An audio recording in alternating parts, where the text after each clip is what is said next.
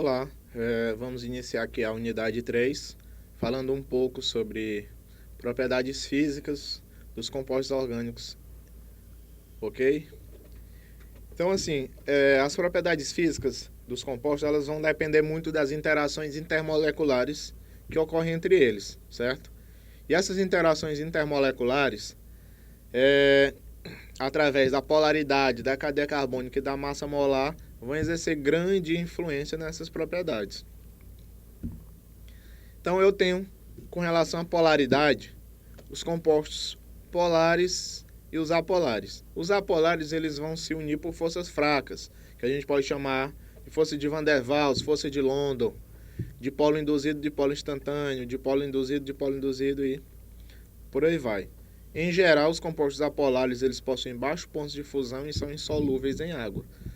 A grande classe de compostos orgânicos que vai estar dentro aí vão ser os hidrocarbonetos, certo? Que são apolares.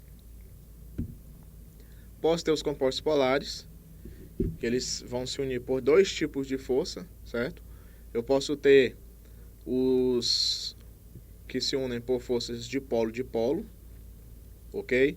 Isso aí vai surgir quando você começa a substituir os grupos nessa cadeia. Você vai ter, por exemplo, se você tiver oxigênio, se tiver um halogênio, isso já começa a dar uma polaridade ao seu composto, como a gente tem nesses exemplos. Os grupos principais que vão se unir através de forças de polo são aldeídos, cetonas, aletos e éteres, certo? Posso ter os grupos polares que se unem utilizando ligações de hidrogênio. Essas ligações são bem mais fortes e vão surgir quando você tem hidrogênio ligado ou a fluoxigênio ou nitrogênio. Observem aí o caso dessa molécula aí de um álcool. Você tem uma parte com carbono e hidrogênio, que a gente diz que é uma parte apolar, e a gente tem um grupo oxigênio-hidrogênio, certo? Que vai conferir a existência de pontos de hidrogênio para esse composto. Então, em geral, o que é que acontece?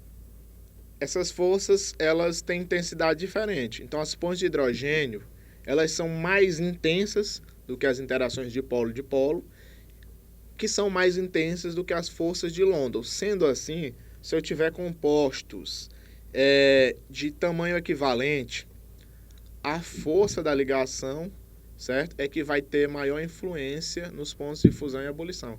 Por exemplo, aí, a gente tem o etano, o etanal e o etanol.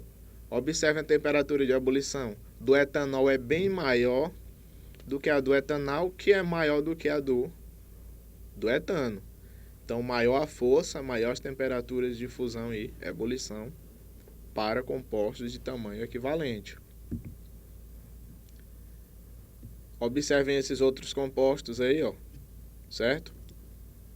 Grupos diferentes, forças diferentes e pontos de fusão e ebulição diferentes. Isso é o que a gente chama de série heteróloga. Você tem compostos de funções diferentes, certo? Com a mesma quantidade de carbonos. A massa molar também é um fator que pode estar alterando os pontos de fusão e ebulição. Observe esses três compostos. São três álcoois que diferem apenas por a presença de um ou mais grupos CH2. Observe, eu tenho um metanol, etanol e um propanol. Observe que à medida que eu aumento a cadeia, o ponto de ebulição está aumentando, certo? Então, o que é que acontece? Quanto maior a cadeia, mais grupos você vai ter para estarem interagindo. Se a interação é maior, então vai ser mais difícil essas moléculas se libertarem, certo? Para entrar em ebulição, por exemplo. Então, o ponto de ebulição vai ser maior. Então, quando eu tiver compostos que se unem pela mesma interação intermolecular, por exemplo, aí eu tenho uma hidroxila, que pode formar pontes de hidrogênio, e tem uma cadeia carbônica, que pode se unir por forças de London. Então, nessas três, a interação intermolecular é a mesma. Sendo assim, se a interação intermolecular é a mesma, então a massa molar vai afetar a interação. Lembrando, nesse caso aí, eu tenho um aumento na massa molar e um aumento nos pontos de ebulição.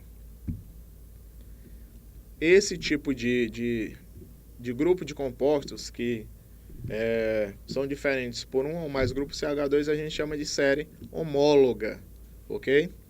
Então tem mesma função e diferem apenas por um ou mais grupos CH2.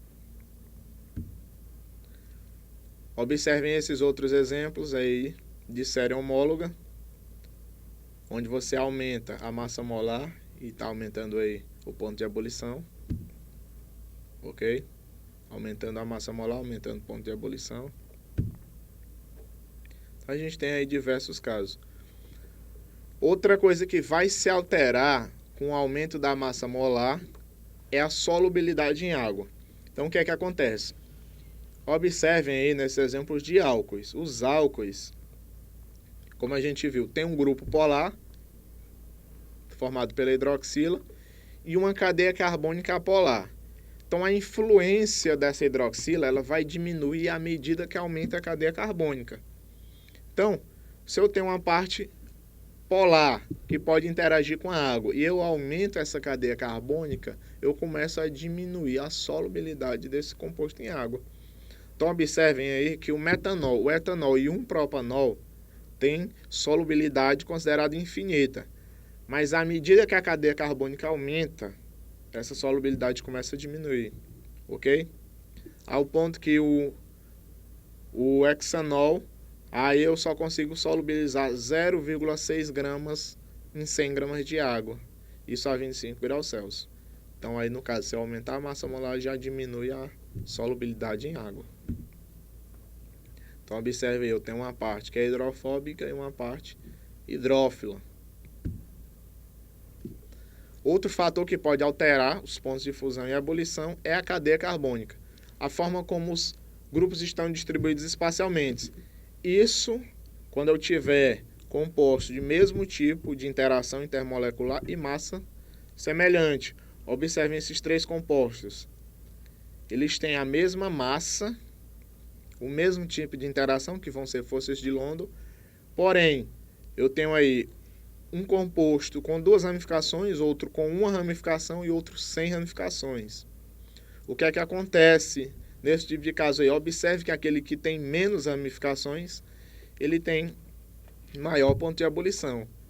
Quanto maior o número de ramificações, menor vai ser o encaixe das moléculas, certo? Então, por isso que um aumento nas ramificações diminui os pontos de fusão e ebulição. Então, quando a gente tem compostos orgânicos de massa molar aproximada, geralmente você vai seguir a seguinte sequência decrescente de ponto de ebulição. Você vai ter amida, seguida do ácido carboxílico, cetona, aldeído, amina, aleto, éter e hidrocarboneto, ok?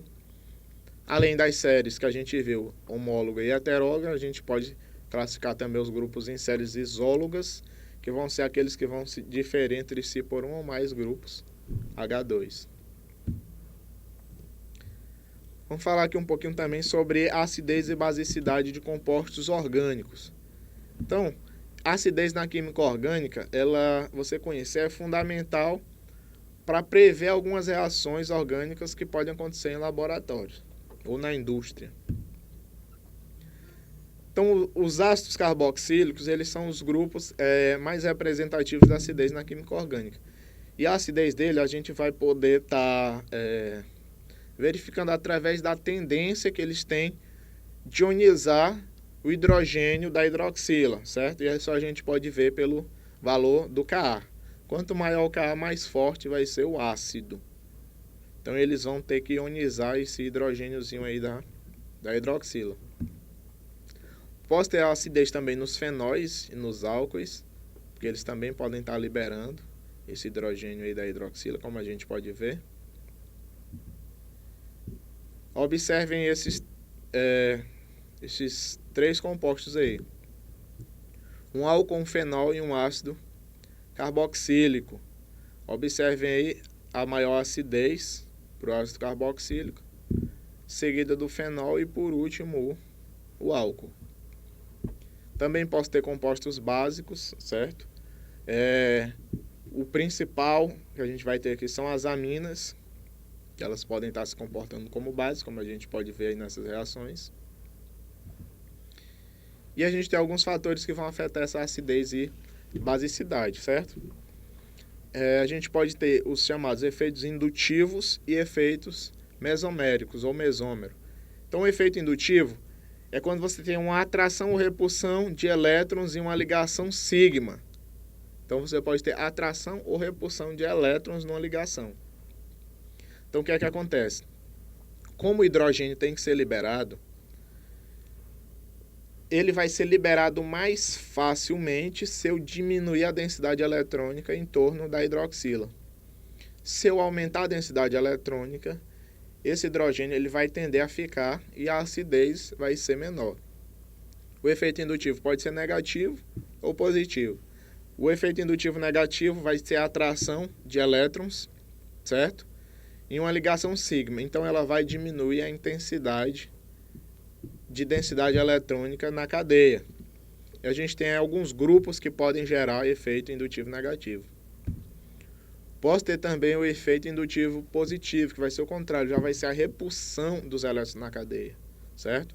A gente tem alguns grupos que podem gerar esse efeito.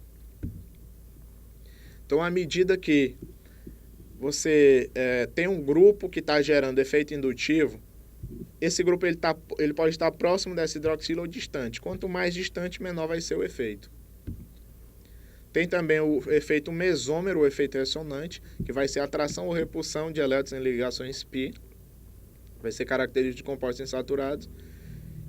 E vai envolver geralmente elétrons de ligação π alternada ou vizinhos de um par de elétrons isolados.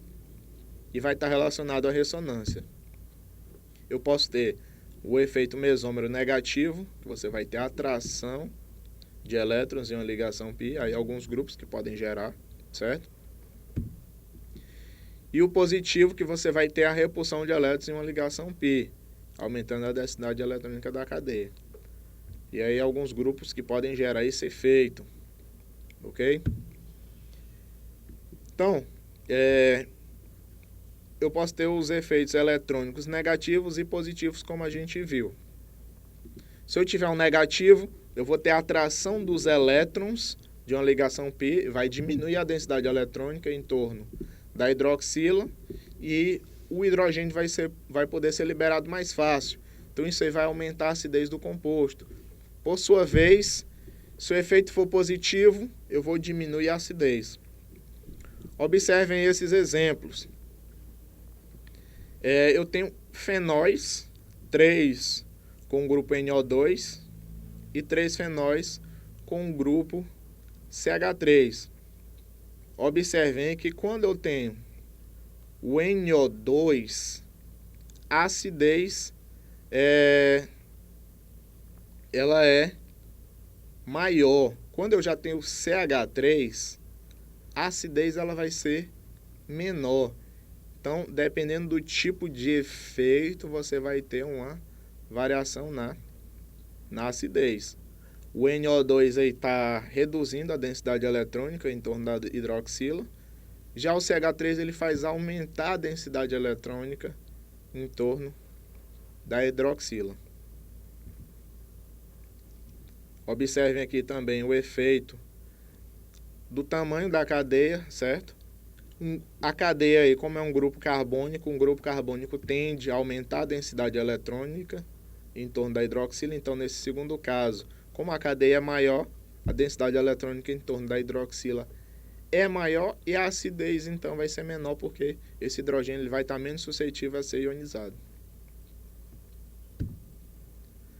Esses outros exemplos aí, o efeito do cloro, certo? Ele aumentando aí a acidez do composto. E aqui o efeito da distância aí de um halogênio, de um grupo. Então, observe que à medida que o grupo se afasta da hidroxila, a acidez ela vai diminuindo, ok? Observem esses outros exemplos, certo? Dos grupos alterando a acidez. Com relação às aminas, a gente pode estabelecer uma ordem decrescente de força básica para elas. Então, geralmente a amina secundária tem uma força básica maior do que a primária, que tem força maior do que o NH3, que tem maior que a terciária, e por último aí eu vou ter as aminas aromáticas. Ok? Então, em resumo, um aumento da cadeia carbônica diminui a acidez e aumenta a basicidade. Presença de radicais eletronegativos aumenta a acidez e diminui a basicidade. E a presença de um núcleo aromático aumenta a acidez e diminui a basicidade. Em resumo, é isso que a gente tem para falar, certo? Então, até a próxima parte dessa unidade. Obrigado.